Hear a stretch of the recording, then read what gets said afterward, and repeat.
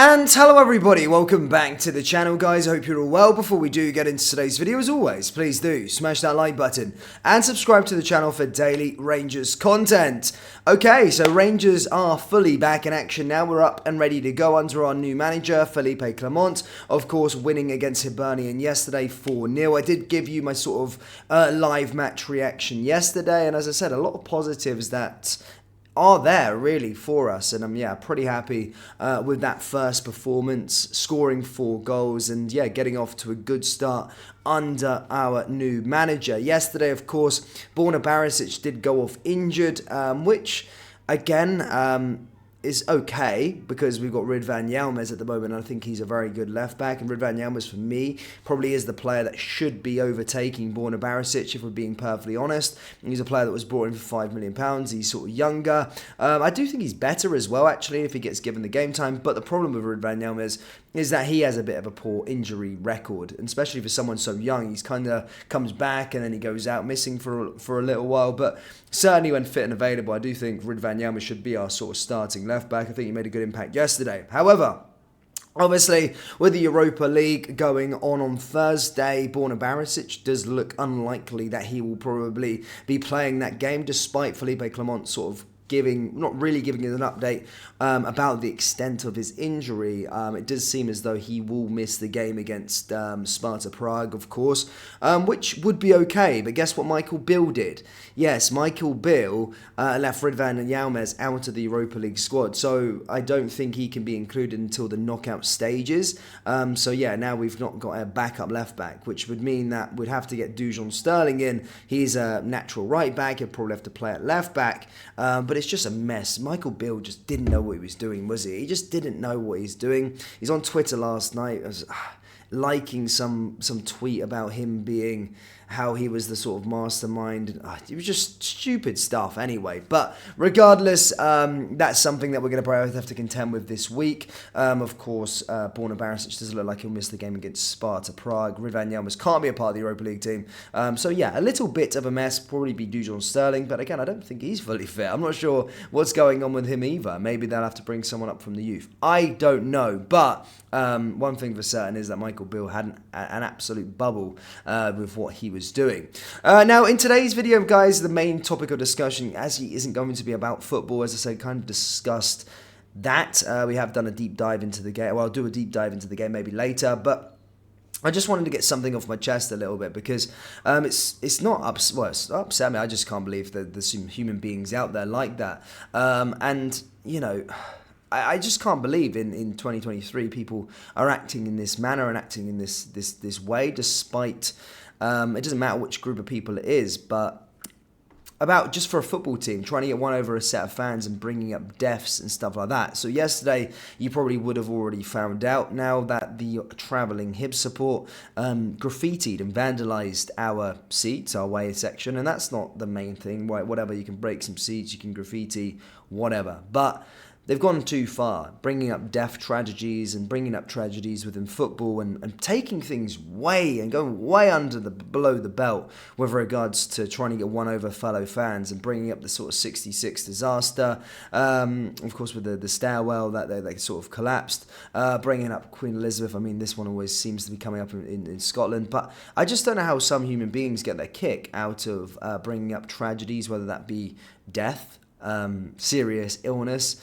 We see the ones with Fernando Rickson and stuff like this as well. Like, how uneducated and as a human being, I don't think I've ever met these people. I don't socialize with groups of people like this. I only see it on sort of social media.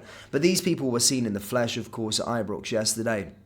Vandalising and taunting about tragedies and death and illnesses and stuff like that. And I would love to meet these people and really, well, I wouldn't love to meet them, but I just would like to understand who actually gets a kick out of this stuff, who brings this sort of shit up, and who talks about this disgusting things. And I'm not going to label the Hibs travelling away support. Probably they share the same values as everybody else and aren't going to bring up death and tragedies. But the people responsible should be should be pinned out. There was only a small group of them there. Hibs know exactly who they'll probably be, and as I said, hopefully they are sort of trialled and held responsible for that. And yeah, a reasonable punishment is given out because it's disgusting. Why do you bring this stuff up? Regardless, yeah, sing your song, sing whatever you want about other football teams and sing about your club doing well and stuff like that, but stop bringing shit in like that. It's disgusting. It's filthy, and I don't think it's something that I've never personally done stuff like that. I don't get a kick out of making